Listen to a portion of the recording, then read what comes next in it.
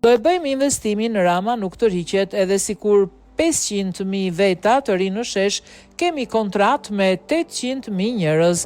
Kryeministri Edi Rama ishte në Vlorë, ku në sheshin e Flamurit u organizua aktiviteti për 35 vjetorin e Partisë Socialiste.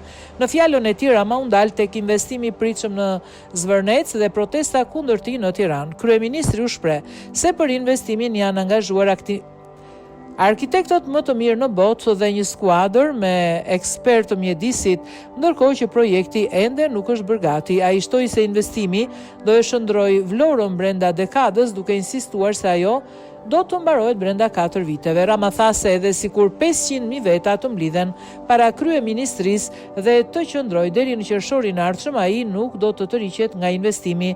Për Zvërnecin është krijuar skuadër me arkitektët më të mirë të botës. Ti vazhdo anullo projektin. Kur nuk ka projekt, ata po punojnë një tuf njerëzish.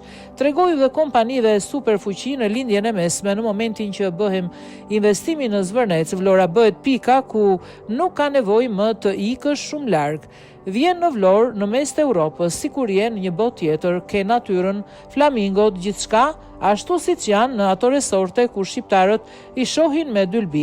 Dhe 500.000 të dalin aty dhe të rinë deri aty në maj të 2029-s kemi kontratën me 800.000 njerëz brenda dekadës të bëjmë investimin.